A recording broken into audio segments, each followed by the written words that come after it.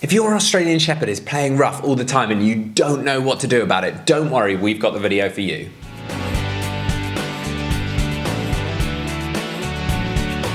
Welcome back to the Fenrir Australian Shepherd Show. My name's Joe and I'm a certified canine leader here at FenrirCanineLeaders.com. We are dedicated to helping you learn everything you could possibly want to know about the Australian Shepherd, and then how to become a high-level canine leader so you can raise your very own. So if you're new here, don't forget to subscribe and turn on that notification bell so you never miss a future upload. The Australian Shepherd is a beautiful breed. However, if they are playing rough, you probably want to get that sorted. Whether it's with dogs or kids, it's something you want to sort out. So today we're going to be tuning into a webinar that the canine behaviourist and founder of FenrirCanineLeaders.com, Will, has recorded all about dogs that are playing rough and how to deal with that situation. So over to you, Will. So here we've got a quick fire webinar for my thoughts and opinions on rough playing with dogs, rough housing, dogs playing rough with each other, dogs playing rough with humans. Just what are my kind of theories, thoughts and principles on these kind of issues, whether you're looking at working in the profession like myself as a canine behaviourist or a dog trainer, or maybe you're just an inquisitive owner and you really want to understand from a little bit of a high level perspective of what these kind of behaviours mean and how you should think about them. Now, when it comes to dog ownership as a whole, it's one of those things that has so many different thoughts, opinions and theories on this topic, and ultimately and unfortunately, as kind of human nature is, we often break away into teams, and then those teams just spend all time arguing with each other and getting absolutely nowhere. How I look at that as a overarching macro level of canine ownership is that, for me, in my opinion, there is some non-negotiables when it comes to canine ownership. After those non-negotiables, we then have negotiables, things that are subjective to each different owner. Now, for me, a non-negotiable is that you absolutely must provide your dog, regardless of its breed, age, your lifestyle, your family, you must provide it with excellent leadership. Once you provide that dog with excellent leadership, you build a wonderful relationship. When you have that wonderful relationship, you can then communicate impeccably with your dog, not only the things that you do want, but also the behaviours that you don't want to see. For me, that's non-negotiable. In terms of the communication non-negotiables, I think that we should make sure that we offer our dogs a wonderful sit, stay, heel, recall. That, for me, keeps the dog safe from itself and safe from others around it. If we can teach those things a dog, that for me is a non-negotiable.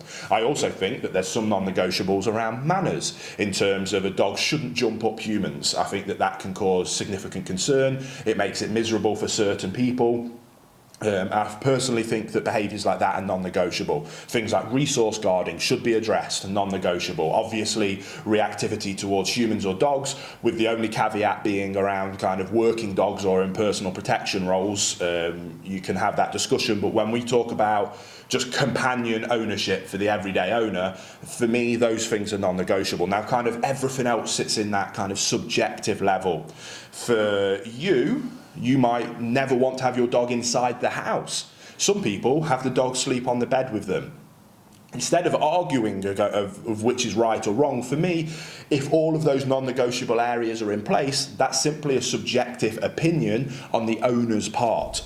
Hey guys, very quickly, I just wanted to ask, are you following us over on Instagram? If you're not, there's two accounts that I would love for you to check out. The first one is our brand account, at Fenrir Canine Leaders, where you can see more about our industry-leading products that we create. If you're interested in following me personally, that's at I am Will Atherton, where you can see behind the scenes of me working with some of the most extreme behaviour cases in the world and what it takes to run these kind of YouTube channels. And maybe if you just want to be able to come over and chat with me, that's the place for you. So there'll be links down in the description box for both of our Instagram pages. I'd love for you to come and check them out, and hopefully we'll chat over there.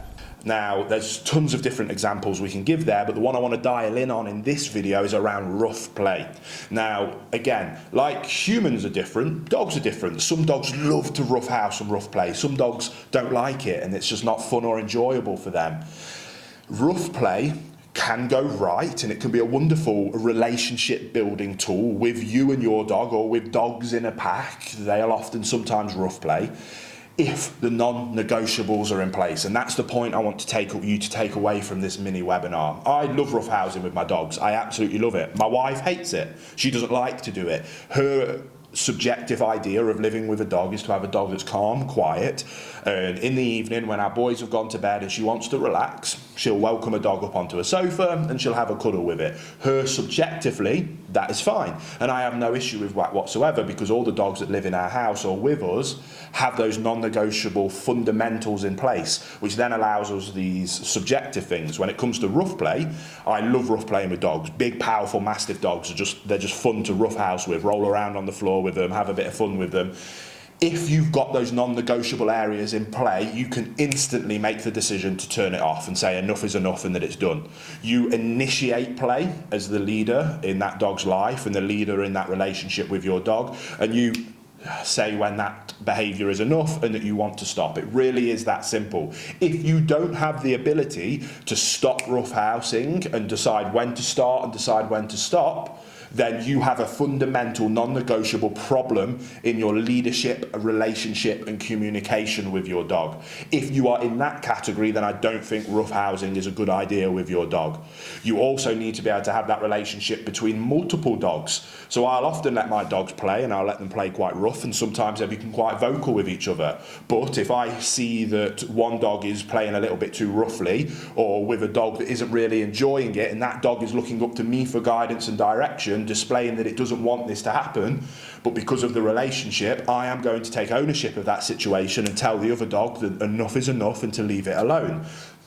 I have control in those situations because of the leadership, relationship and communication that is fundamental and non-negotiable when it comes to owning a dog or owning multiple dogs. So when it comes to roughhousing or rough play, do your non-negotiable fundamentals of leadership, relationship and communication, and then it's completely a subjective decision. What allows it to be subjective is because you have the ability to turn it on and you have the ability to turn it off. If you don't, then you shouldn't do it, because it can get too far and people can get hurt. But if you have the ability to turn it on and off, you control it, you decide when enough is enough, and you can maintain that everybody involved is safe. If you don't want your children to roughhouse with the dogs, you have the ability to ensure that that never happens.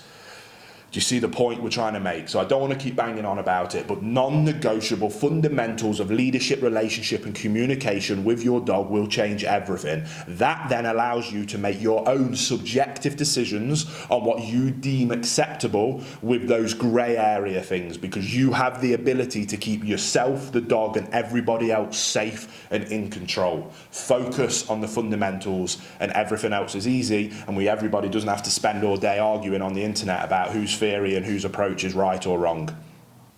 There you have it, guys. Some really useful tips and tricks that you can put into practice with your Australian Shepherd to stop them from playing rough. I really hope you enjoyed today's video. If so, get involved in the comments down below, as we would love to hear from you. Don't forget to subscribe and turn on that notification bell, as we have 2 dedicated videos coming here every single week. So I can't wait to see you in the next episode of the Fenrir Australian Shepherd Show.